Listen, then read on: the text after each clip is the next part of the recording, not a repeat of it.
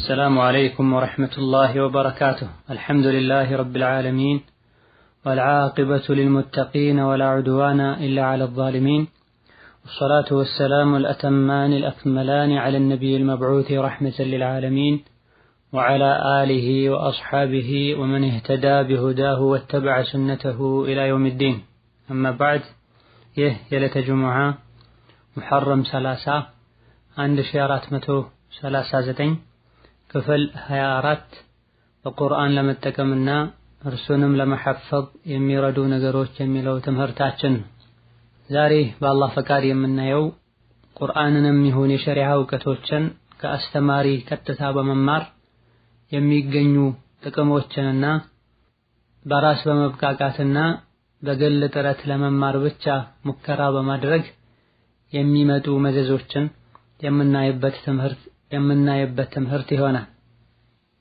በቁርአን በአግባቡ እንጠቀም ዘንድና ሌሎችንም መጥቀም እንችል ዘንድ የግድ እስላማዊ ዕውቀት ሊኖረን ይገባል። ቁርአንንም ይሁን ከቁርአን ጋር ተያያዥ የሆኑ ዕውቀቶችን ብቃት ካላቸው አስተማሪዎች ቀጥታ ልንማር ይገባናል። ይህ ለሁሉም የሚያስፈልግ ሲሆን ደግሞ ተምረው ወደፊት ሌሎችን ለማስተማር እቅዱ ያላቸው ሰዎች ከሌሎች ይበልጥ ያስፈልጋቸዋል። ባለንበት ጊዜ ብዙ ሰዎች ሌሎችን ቁርአን ለማስተማር ደፋ ቀና እያሉና ጥረት እያደረጉ ራሳቸው ግን ሊያቋቸው የሚገቡ ዋጅብና ፈርደል ዐይን የሚሆኑባቸው ብዙ የትምህርት አይነቶችን ቸላ ብለው በጅህልና ሲኖሩ እናያለን።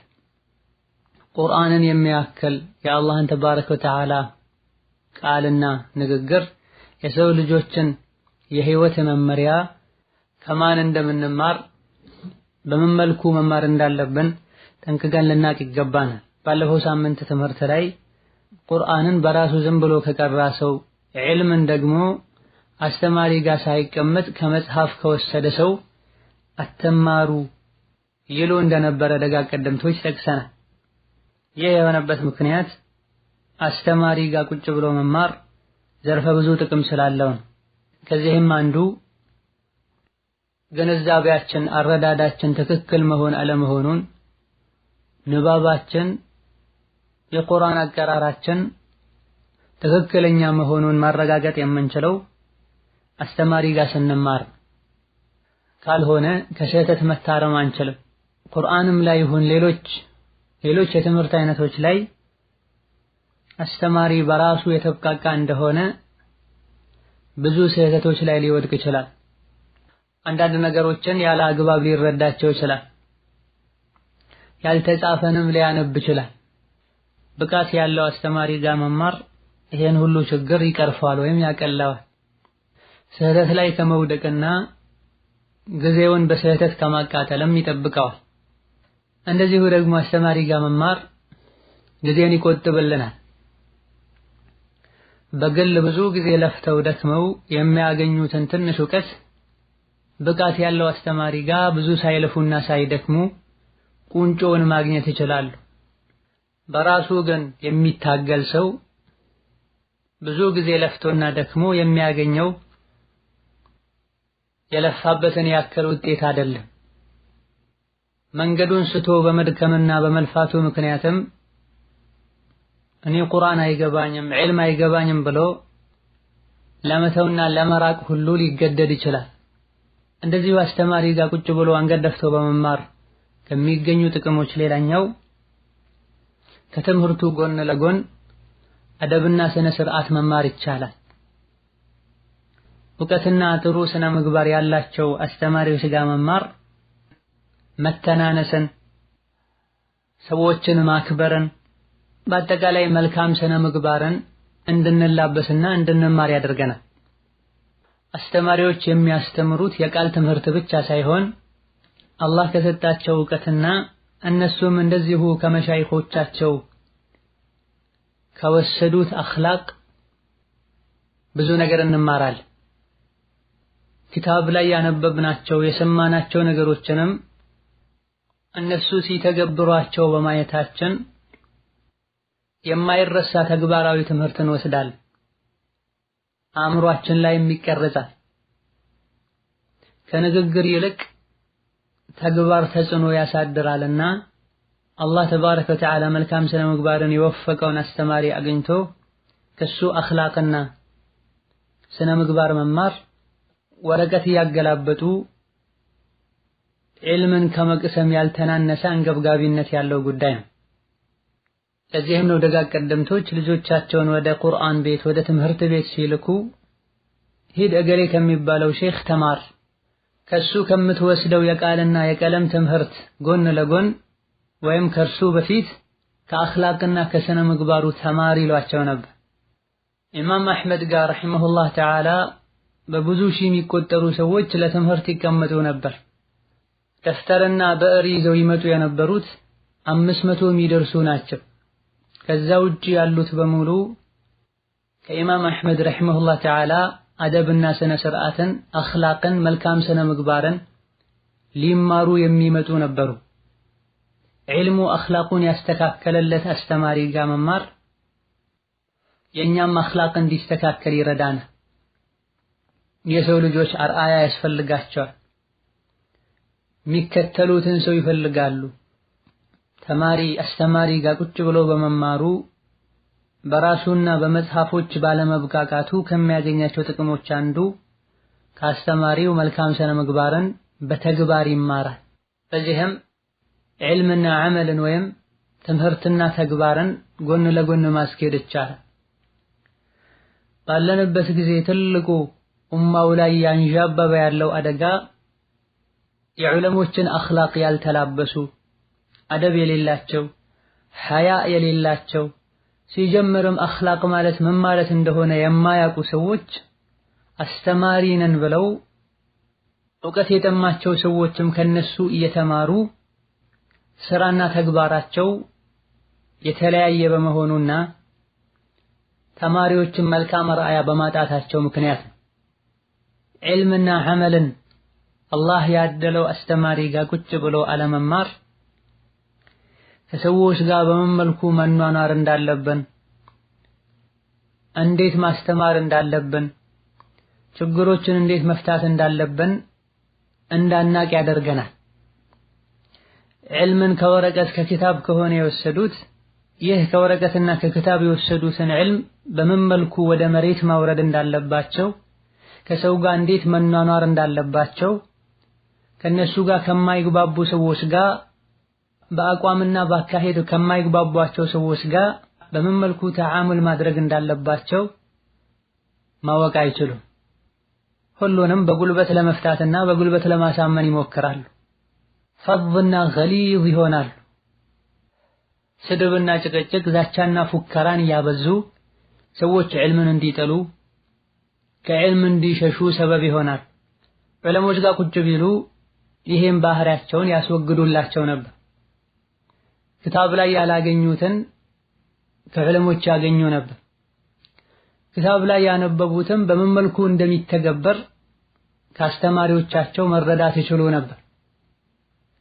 ይሄን ባለመታደላቸው አስተማሪያቸው ወረቀት በመሆኑ ምክንያት ለሌሎችም መልካም ራእያ ሊሆኑ አይችሉም። እነሱን እንደ ብቁ አስተማሪ አይተው ከነሱ የሚማሩ ሰዎችም መልካም ራእያ በማጣታቸው ምክንያት ትምህርታቸው ሊፈይዳቸውና ሊለውጣቸው አይችልም። አልፎ ሁሉ እንዲህ አይነቱ ትምህርት ራሳቸውንም ይጎዳል፣ ሌሎችንም አዳ ያረጋል። ከነዚህና ከመሰል ችግሮች ለመዳን አስተማሪ ጋር አንገታችንን ደፍተን ልንማር ይገባናል። አስተማሪ ነኝ ያለ ሁሉም አስተማሪ አይደለም። አስተማሪ ልንመርጥ ይገባናል። በምን መልኩ ነው የምንመርጠው? ይህ በቀጣይ ደርስ የሚታይ ይሆናል بإذنላህ بحولላህ وقوته። ቁርአንን መቅራት ሲሆን የሸሪዓ ዕውቀትን መቅሰም ላይ በራስ መብቃቃት፣ ካሴት በማድመጥና መጽሐፍትን ብቻ በማገላበጥ ዒልም አገኛለሁ ብሎ ማመን ትልቅ የሆነ አደጋ አለው። ሸሪዓው የሁሉም መጫወቻ እንዲሆን ያደርጋል። እድሜያቸውን በሙሉ ለዕልም የሰጡ ዑለሞችም ዕልማቸው ህዝቡ ዘንድ እንዳይደርስ ያደርጋል። አስተማሪ ጋር ሳይማሩ በግል ጥረት አድርገው መጽሐፍትን አገላብጠው ዕውቀት ለማግኘት መሞከር ለኩራት ያነሳሳል። የተወሰኑ መጽሐፎችን በማንበባቸው ሁሉን ነገር ያወቁ መስሏቸው ሌሎች ላይ ድንበር ሲያልፉ ራሳቸውን ከፍ ከፍ ሲያደርጉ ዑለሞችን ሲያጣጥሉ ይታያል። ከዛም ከዚህም ለቃቅሞ ያመጣትን ዕውቀቱን ይዞ ከትክክለኛ ዓለም ጋር ቁጭ ብሎ ትንሽ ቢነጋገር የትም እንደማይደርስ ዜሮ እንደሆነ ማወቅ ይችል ነበር። ወላኪን ከሱ ውጪ ዓለም ያለ አይመስለውም። አረዳድ ላይ መሳሳቱን ግንዛቤው ትክክል አለመሆኑን የራሱን ቀድርና ደረጃውን አያውቅም። ሻድ የሆኑና ደካማ የሆኑ አስተያየቶችን ለቅሞ እያወጣም ዑለሞች የደበቁትን እኔ ያወጣሁላችሁ ያለ መጎረር ይፈልጋል። በህይወት ያሉትንም የሞቱትንም ሲዘልፍና ሲያንቋሽሽ ይታያል። ይሄ ጅህልናውና ሸይጣን ተጫውተውበት ነው። ወሀከዛ በርካታ ንሱሶች ላይም በዛሂር ብቻ እየተረዳ ሌላ እነዚህን የሚያብራሩ ሐዲሶች ጥቅሶች መኖራቸውን በመዘንጋት የለየለት ዛሂሪ ይሆናል። ሐዲስ ላይ እንዲህ ተብሏል፣ ቁርአን ላይ እንዲህ ተብሏል፣ ስለዚህ ይሄ ነገር ይቻላል፣ ይሄ ነገር አይቻልም እያለ ድምዳሜ ላይ ይደርሳል። በይነማ ከቋንቋ አንፃር ይህ ምን ማለት ነው፣ ከእስጢላህ አንፃር ምን ማለት ነው፣ ዑለሞች በዚህ ዙሪያ ምን ብለዋል የሚልበት አቅም የለውም። ከወገብ በላይ ነው ጉዞ የጀመረው። ወሀከዛ ይህ ችግሩ ፈትዋ ለመስጠት እንዲቸኩል፣ ሰዎች ላይ ፍርድ ለመስጠት እንዲቸኩልም ያደርገዋል። የተለያዩ የተሳሳቱ አመለካከቶች እንዲበዙ፣ ልዩነትና ፍርቃም እንዲስፋፋ ሰበብ ይሆናል። እኔ አላቅም፣ ዕውቀቴ ዝቅተኛ ነው፣ ጃሂል ነኝ፣ ከዓሊሞች ተማሩ ቢል ይህ ልዩነት ይህ መከፋፈል አይመጣም። ወላኪን በድፍረት ብቻ አረብኛ መሞከር በመቻሉ ብቻ አንድ ሁለት ሶስት ክታቦችን ካነበበ ክታቦች ላይ ያሉ መሳኢሎችን ጠንቅቆ ሳያውቃቸው አስሐቡል መዳሂብ የደረሱበትን ደረጃ የደረሰ መስሎት የዑለሞችን አስተያየትና ሐቁን ወደ ጎን በመተው በራሱ መንገድ ሲጓዝ ይታያል። እዚህ ሁሉ ሰበቡ ዓለሞች ጋር አለመማር፣ የራስን ቀድር አለማወቅ ነው። ሁለት ሶስት ክታቦችን በመቅራት ወይም አንድ ሁለት ሶስት አልበም ካሴቶችን በማድመጥ ብቻ ዓለም የሆኑ በመምሰል ነው። የዘመኑ ትልቁ ሙሲባና በሽታም ይሄ ነው። አቂዳ ላይ፣ መንሀጅ ላይ፣ የተለያዩ ወቅታዊ የፍቅህ ጉዳዮች ላይ ችግር እየተከሰተ ያለው በዚህ ነው። ጀማሪ የሆኑ ሰዎች ቀድራቸውን ቢያውቁ፣ ጠንቅቀው ያላወቁት ነገር ላይ ከመናገር ቢቆጠቡ፣ በንግግራቸው አላህን ቢፈሩ፣ ፍርድ ከመስጠታቸው በፊት በዚህ ዙሪያ ታላላቅ ዑለሞች ምን ብለዋል ቢሉ ኡማው ዛሬ ለደረሰበት ውድቀት ባልደረሰ ነበር። እርስ በርስ መባላቱ ቀርቶ በላ ኢላሃ ኢለላህ ገመድ ላይ ተሳስሮ እንደ ኡማው ቁጥር ብዛት አንፃር ብዙ ነገር መስራት በተቻለ ነበር። ሁሉም በራሱ ተደንቆ አንዱ ሌላኛውን ንቆ ለጠላት በር የተከፈተ ነው። ሰበቡ ጅህልናና ዒልምን ያለ አግባብ መቅሰም ነው፣ ከፊል አዋቂነት ነው። ወሀከዛ አስተማሪ ጋር ሳይሆን በግል ለመማር መሞከር ከሚያስከትለው ችግር አንዱ ንባብና ግንዛቤ ላይ ስህተት መብዛቱን፣ ነገሮችን ያለ ቦታቸው መረዳትን፣ በተለይ የቁርአን ንባብ ላይ መሳሳቱ ትልቅ ችግርን ያስከትላል። ቁርአንን ከአስተማሪ መማርን ትተው ቀጥታ ዝም ብለው ገልጠው ያነበቡ አሊያ ደግሞ ከካሴትና ከሲዲ ብቻ ያደመጡ ለመማር መሞከሩ፣ ሌላ ጊዜ ደግሞ ብቃት ከሌለው ራሱ እንኳን አስተካክሎ ከማይቀራ ሰው መቅራቱ ቁርአንን ያለ አግባብ እንድንረዳ ማዕናውን እንድናዛባ ያደርገናል። ቁርአንንም ይሁን ሐዲስን ብቃት ካለው አስተማሪ ቁጭ ብሎ ያልተማረ ሰው ትልቅ ስህተት ላይ ይወድቃል። አነባበብ ላይ መሳሳቱን ተከትሎም እምነትና ስራ ላይም ጭምር ይሳሳታል። ኢብኑል ጀውዚ ረሒመሁላህ ተዓላ ኢብኑ ሩሚ ሲናገሩ ሰምቻለሁ ብለው እንዳስተላለፉት አንድ ሰው እንግድነት ገጠር አካባቢ የሚኖር ሰው ጋር ባረፈበት ለተወሰነ ቀን ከሱ ጋር ያሳለፈ ሳለ በእንግድነት የመጣው ሰው ዕውቀት ስለነበረው እንግድነቱን የተቀበለው ሰው ይሄን ዓለም ማማከር ፈልጎ እነሆ እኔ የዚህ ሰፈር ሰዎችን አሰግዳለሁኝ፣ ቁርአን አቀራር ላይ አንዳንድ የሚያጠራጥሩኝ ቦታዎች ወይም አንቀጾች አሉ ብሎ ችግሩን ያቀርብለታል። በእንግድነት እሱ ቤት ያረፈው አዋቂም ሰልኒ ዐንሃ ይላል። ግራ ያጋቡህን ያጠራጠሩህን አያዎችን እስቲ ጠይቀኝ ይላል። የሰፈሩ አሰጋጅ ካስቸገሩኝ ነገሮች አንዱ ሱረቱል ፋቲሓ ውስጥ ያለው ኢያከ ነዕቡዱ ወኢያከ ትስዒን የሚለው ነው አለ። ኢያከ ነዕቡዱ ወኢያከ ነስተዒን የሚለውን ወኢያከ ትስዒን ብሎ ነው የሚያነበው እሱ።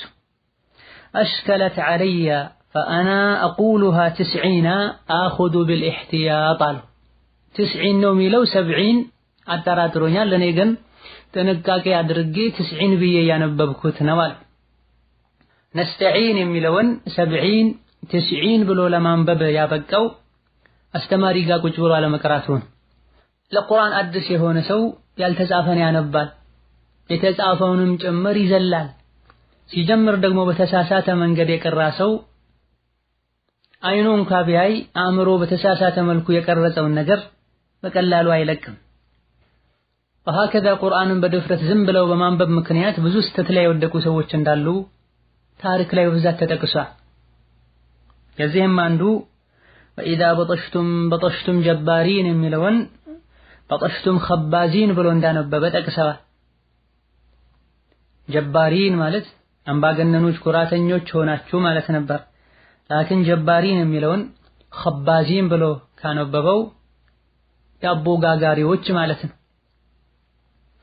ፈضሪበ በይነሁም ቢሱሪን ለሁ ባብ የሚለውን የሱረቱ አልሐዲድን አንቀጽ ቢሲነዋሪን ለሁ ናብ ብሎ አንብቧል። ሌላኛው ቢሱሪን ለሁ ባብ ማለት በር ያለው አጥር ማለት ነበር። ሱሪን ለሁ ባብ የሚለውን ሲነዋሪን ለሁ ናብ ብሎ አንብቧል። ጥርስ ያለው ድመት ማለት ነው። ግንዛቤው ተሳስቶ ንባቡም ተሳስቷል፣ አልያ ደግሞ አናባቡን አሳስቶ ማዕናው እንዲቀየር አድርጓል። እንዲህ አይነቱ ስህተት ቁርአን ላይ ሐራምና የተከለከለ ነው፣ ወንጀል ነው። ያወቁ ይሄን ማድረጉ ኩፍር ደረጃም ይደርሳል። ሳያውቁ ይሄን ማድረጉ ሳያውቁ ለምን ቁርአን እንደፈለጉ ይቀራሉ የሚል ጥያቄን ያስከትላል። ሱረቱ ዩሱፍ ላይ ጀዐለ ሲቃየተ ፊ ረሕሊ አኺህ የሚል አንቀጽ አለ። ይሄን በድፍረት አንዱ ዝም ብሎ ያነበበ ጀዐለ ሲቃየተ ፊ ሪጅሊ አኺህ ብሎ ያነበበበት ሁኔታም አለ። ጀዐለ ሲቃየተ ፊ ረሕሊ አኺህ ማለት እህል መለኪያ ወይም መስፈሪያውን ዕቃ የወንድሙ ጭነት ላይ ያደረገው ማለት ነበር የተፈለገው። ፊ ሪጅሊ አኺህ ካለን ግን የወንድሙ እግር ላይ ያደረገው ነው የሚሆን። ረሕል የሚለውን ሪጅል ብሎ በማንበብ የመጣ ትልቅ ስህተት ነው። ይሄው አንቀጽ ላይ እኔ ራሴ የገጠመኝ ነገር አለ። ሰዎች በተሰበሰቡበት አንዱ የነቢዩላህ ዩሱፍን ቅሳ ቦታው ላይ ላሉ ሰዎች ይናገራል። ጀዐለ ሲቃየተ ፊ ረሕሊ አኺህ የሚለውን ሲተረጉምላቸው ሲቃያ የሚለውን የዓረብኛ ቋንቋ ከአማርኛው ስቃይ ጋር አመሳስሎ አንድ አድርጎ በማየት ስቃይና መከራ የተባለን ሁሉ ወንድሙ ላይ አደረገው ብሎ ሲተረጎም ቀጥታ ሰምቻለሁ። እንዲህ ብሎ ማን የፈሰረው ማን የተረጎመው? እንደዚሁ በድፍረትና በጅህልና በመሰለኝ ዕልም ላይ በመጫወት እንጂ። ሱረቱ ሁድ ላይ ያለውን ቂለ ያ ኑሕ እህቢጥ ቢሰላም ሚና የሚለውን አንቀጽ ሲያነብም አንዱ እህቢጥ ቢሱለም ሚና ብሎ የቀራበት ሁኔታም አለ። ቢሰላም ሚና ከኛ በሆነ ሰላም ከመርከቧ ላይ ውረድ ነበር የተባሉት ኑሕ። ላኪን እንደሻው በመቅራቱ ምክንያት ቢሱለም ሚና ብሎ በማንበብ ከኛ በሆነ መሰላል ላይ ውረድ እንደተባለ አድርጎ ተገንዝቦታል። እንደዚህና መሰል የሆኑ ሰዎች ቁርአን ሲቀሩ ምን ሰማቸው እጅግ በጣም ዘግናኝ አስደንጋጭ ስህተቶች አሉ። የዚህ ሁሉ ሰበቡ ቁርአንን እማ ዝም ብሎ በድፍረት መቅራት ነው፣ ወይም ደግሞ ብቃት ከሌላቸው ግድ የለሽ ከሆኑ ሰዎች መማር። አንዳንዴ ብቃቱ ይኖራቸዋል፣ ሰው ሲሳሳት ምንም አይመስላቸዋል። ሌላ ጊዜ ብቃቱም የላቸውም፣ ገይራውም የላቸውም። በተደጋጋሚ ሲሳሳቱ ሁሉ ዝም ብለው ያሳልፋሉ። እንደው ትንሽ ይሻላሉ የሚባሉት አንድ ሁለት ያርማሉ። አስተካከለ ነው፣ ካላስተካከለ ዝም ይሉታል፣ ይቀጥላል። እሱ ካለው ጉጉት አንፃር ቀርቻለሁ አክተምያለሁ ይላል። ገና የመጀመሪያው አንቀጽ ላይ 4 እና 5 ስህተቶች ይኖራሉ። ከመሆኑም ጋር አሕሰንተ ይባላል። ሰቱክተቡ ሸሃደቱሁም ወዩስአሉነ አማመ አላህ። አስተካክሎ ያልቀራን ሰው ጎበዝ አስተካክለሻል ብሎ አሕሰንት ብሎ መመስከር አላህ ዘንድ የሚያስጠይቅ ትልቅ ምስክርነት ነው። ወሀከዛ ቁርአን ላይ በዚህ መልኩ የሚሳሳቱ ሰዎች እንዳሉት ሁሉ ሐዲስ ላይም በብዛት የሚሳሳቱ ሰዎች አሉ። ኪታብን ዝም ብለው ያነበቡ የሚሳሳቱ ሰዎች አሉ። ቁርአን ላይ መሳሳቱ ሐራምና የተከለከለ እንደሆነ ሁሉ ወንጀለኛ እንደሚያደርገው ሁሉ ማዕናን የሚያዛባ ስህተት እስከሆነ ድረስ የነብዩ ሰለላሁ ዐለይሂ ወሰለም ሐዲስ ላይ መሳሳቱም ሐቂቃን ስለሚቀይር የተከለከለ ይሆናል። የዑለሞችን ክታብ ያነበቡም ያለ አግባብ እንዲረዱ የሚያደርግን ስህተት መሳሳት መዘዙ የከፋ ይሆናል። يحمل هذا العلم من كل خلف عدوله የሚል የነብዩ ንግግር አለ። ይሄን ዕውቀት በየዘመኑ የተተካኩ የሚሸከሙት ዓድል የሆኑ ፍትሃዊ ታማኝ የሆኑ ሰዎች አሉ በማለት ነብዩ ሰለላሁ ዐለይሂ ወሰለም የተናገሩበትን ሐዲስ يحمل هذا العلم من كل خلف عدو له ብለው ያነበበም አልጠፋ። ዒልሙን የዕልም ጠላት የሆኑ ሰዎች ይሸከሙታል ብሎ የቀረበት ሁኔታ አለ። ዑዱሉን የሚለውን አዱውን ለሁ ብሎ ማለት ነው። እንዴት ሲያስበው እንዴት ብሎ የሸሪዓን ዕውቀት የዕውቀቱ አዱው የሆኑ ሰዎች ተሸክመውት ዕልማቸው ሊጠቅም ሰው ከነሱ ሊማር እንዴት ይችላል? እንዴትስ እንዲህ አይነቱን ሰው ነብዩ ያመሰግናሉ? ሙናፊቅ የሆነ ሌላ ዓላማ ያለው ሰው ለተንኮል ብሎ እንኳን ተማረ ብንል እንዴት ብለው ነብያችን አለይሂ ሰላቱ ሰላም እንዲህ አይነቱን ሰው ያወድሳሉ? ምክንያቱም ሐዲሱ ላይ ዒልም ላይ መጥፎ ዓላማ ያላቸው ሰዎች የለጠፉትን ነገር ያስወግዳሉ፣ ሸሪዓን ይጠብቃሉ ተብሎ ተመስግነዋል። ወሀከዛ ነብያችን አለይሂ ሰላቱ ሰላም ዋግምት አሰርተው ዋግምቱን ለሰራላቸው ሰው አጅሩን ሰጡት የሚል ሐዲስ አለ። احتجم أن النبي احتجم وأعطى الحجام أجره የሚል ሐዲስ አለ። وأعطى الحجام أجره የሚለውን አጁራህ ብሎ ያነበበም አለ። አጁራ ብሎ ማለት ድንጋይ ማለት ነው። ነብያችን ሰለላሁ ዐለይሂ ወሰለም ዋግምት ለሰራላቸው ሰው ድንጋይ ሰጡት ነው የሚለው በዚህ አናባቡ መሰረት። ድንጋዩን እንደው በሰላም አንስተው ሰጡት ብሎ ነው የተረዳው ወይስ በድንጋይ ወጉት ነው አናውቅ። ዝም ብሎ አንስተው ከሰጡት ምን ሊጠቅመው ነው ድንጋይ ሰጡት? ድንጋይ ሰጡት ሲል ደግሞ በድንጋይ ወጉት ከሆነ ምን አጥፍተው ነው የሚወጉት? هل جزاء الإحسان إلا الإحسان ነበር የተባለው። እነማ የተፈለገው ዋግምት ለሰራላቸው ሰው አጅሩን ሰጡት፣ አንዳንድ ዘገባዎች ላይ እንዳለው ድርሃም ሰጡት ነው። ላኪን በድፍረቱና በተሳሳተ ግንዛቤው ነብዩ ላይ የሌለን ነገር ለጥፏል። ወሀከዛ ሌላ ሐዲስ ላይ ከሙዓዊያ እንደተላለፈው لعن النبي الذين يشققون الخطب የሚል ሐዲስ አለ። ኹጥባ ሲያደርጉ ቃላት የሚሰነጥቁ ንግግር የሚያበዙ ንግግራቸውን ለማሳመር ብለው በንግግር ከልክ በላይ ድንበር የሚያልፉ ሰዎችን ነብዩ ረግመዋቸዋል የሚል ሐዲስ አለ። ሐዲሱ ላይ መቃል ቢኖርም አንዱ ይሄን ያነበበ يشققون الحطب ብሎ ቀርተተ يشققون الخطب ማለት ኹጥባ ሲያደርጉ ሲናገሩ ከልክ በላይ ንግግር ለማሳመር ጥረት የሚያደርጉ ሰዎችን ነበር በዚህ ሐዲስ የተፈለገው። ላኪን እርሱ ኹጥባ የሚለውን ሐጠበ ብሎት እንጨት የሚሰነጥቁ ሰዎችን ነብዩ ረግመዋል እንዲባል አድርጎታል። ይሄን ሲናገር ከነበሩ ሰዎች መሃል አንዱ እንጨት የሚሸጥ ሰው ነበርና ያ ቀውሚ ማዛ ነፍዐል ወልሐጀቱ ማሰቱን ብሎ እንዲጠይቅ አድርጎታል። አረ ወገኖቼ ምን ይሻላል? እንጨት እየሰነጠቅኩ ወይም እየሰበርኩ ለመሸጥ ሁኔታው ያስገድዳል ብሎ እንዲጠይቅ አድርጎታል።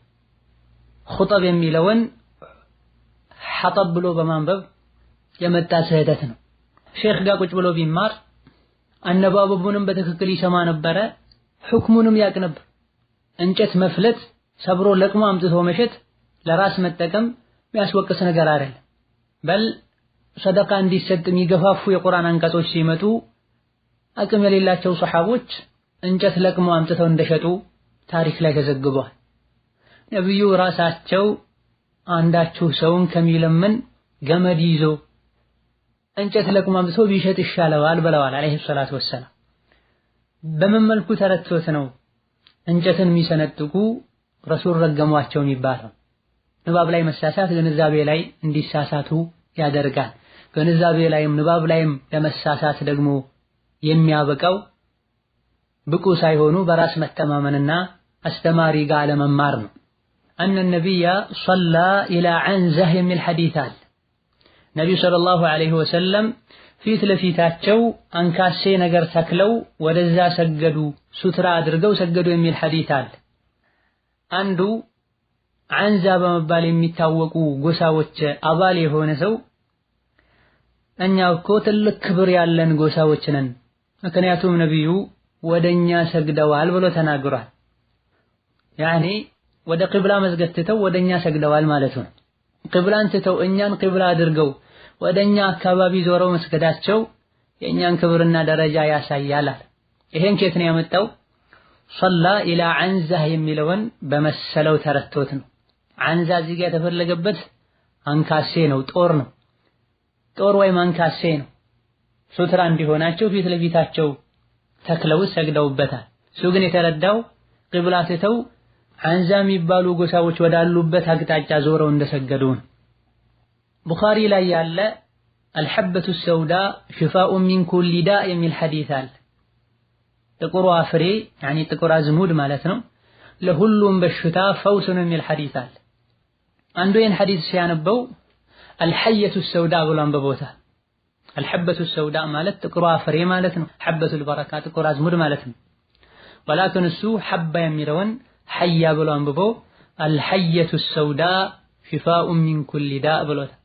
ጥቁሯ እባብ ለሁሉም በሽታ ፈውስ ናት ማለት ነው በሱ አነባበብ። እንግዲህ ይሄ ሐዲስ ያለው ቡኻሪ ውስጥ ነው። ቡኻሪ ከቁርአን ቀጥሎ የሙስሊሞች መመሪያ የሆኑ ሐዲሶች ሷሂህ ሐዲሶች ያሉበት ኪታብ ነው። ስለዚህ ክታቡን ከደነውና ቀጥታ ወደ ጫካ ሄዶ ተንከራቶ ለፍቶ ደክሞ ጥቁር እባብ ፈልጎ ይዞ መጣ። እባቧን አድቅቆ በጥብጦ ጠጣ። ከዛ በኋላ ዱንያን ተሰናበታት። ጀህልናውና ድፍረቱ ህይወቱን እንዲያጣ አድርጎታል። እንደው ቀድሞ የራሱን ህይወት አጣ እንጂ ይሄን ከማድረጉ በፊት ለማስተማርና ለመናገር ቢሮጥ የስንቶችን ህይወት ይቀጥፍ ነበር። ወሃከዳ በዘመናችንም በጀህልና ያለ አቅማቸው በድፍረት ብቻ ስንትና ስንት ፈትዋዎችን እየሰጡ ሰውን ያደናበሩ አቂዳቸውን የሚያበላሹ ከአላህ የሚያጋጩ ዒልም የተጠማውን ሰው ከትክክለኛ ዕውቀት ከዑለሞች የሚያርቁ ሰዎች አሉ። የሰዎችን አኺራ ያበላሹ ነው፣ ዲናቸውን ያበላሹ ነው። እንዴት ተብሎ በመርዝ የተሞላ እባብ ለሰዎች መድኃኒት ሊሆን ይችላል? ትንሹን ከዕልም ቢኖረው ዑለሞች ጋር ሄዶ ቁጭ ቢል የሆነ ጊዜ እንኳን ስለ ሐበተ ሰውዳ ጥቅም ይሰማ ነበር። እዚህ ጋር ሲያነብም ይሄን ሲያነብም አልሐየቱ ሰውዳ ሳይሆን አልሐበቱ ሰውዳ ብሎ ያነብ ነበር። ሌላኛው ኹጥባ ሊያደርግ መድረክ ላይ ሚንበር ላይ ሲወጣ አይጥና ቢላዋ ይዞ ሚንበር ላይ የሚወጣበት ሁኔታም ነበር።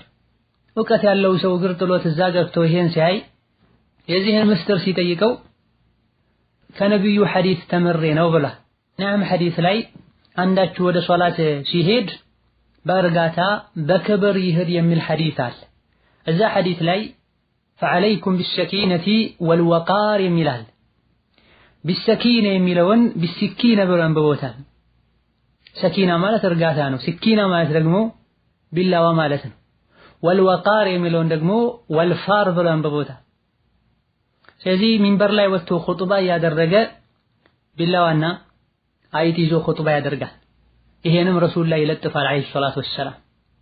ይሄ ባለፉ ጊዜያት የተፈጸመ ሲሆን ተመሳሳይ የሆኑ ክስተቶች በየጊዜው በየጋጣሚው አሁንም ጭምራሉ። ሰበቡ ምንድነው? ድፍረትና ጀህልና ነው።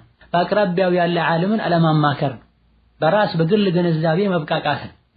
እንዲህ አይነቱን ሰው ነው يظن الغمر أن الكتب تهدي أخا فهم لإدراك العلوم وما يدري الجهول بأن فيها غوامض حيرت فهم الفهيم إذا رمت العلوم بغير شيخ ضللت عن الطريق المستقيم يتبالى አላዋቂዎችና መሀይሞች መጽሐፍ ብቻ ለውቀትና ለቁም ነገር ትክክለኛውን ጎዳና ለመጨበጥ የሚያበቃ ይመስላቸዋል። መጽሐፍ ውስጥ ስንትና ስንት ግራ የሚያጋቡ ብዥ እንዲል የሚያደርጉ ነገሮች እንዳሉ አያቅም። ያለ ሼኽና ያለ አስተማሪ ትክክለኛውን ዕውቀት ከፈለክ ቀናውን መንገድ ታጣዋለህ፣ ነገሮች ሁሉ ይምታቱብሃል ተብሏል። ከመጽሐፍ ሕክምናን የተማረ ሰዎችን ይገድላል።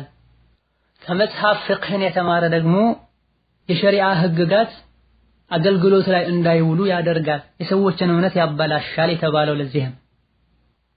በመሆኑም አላህን ልንፈራ ዒልምን ብቃት ካላቸው አስተማሪዎች አንገታችንን ደፍተን ልንማር፣ ቁርአንን አስተካክለው ከቀሩ አላህን ከሚፈሩ የዲን ግንዛቤ ካላቸው ሰዎች ልንማር፣ ያልገባንን ልንጠይቅ፣ አስቀድመን ዕውቀት ያላቸው አማን ያላቸው ሰዎችን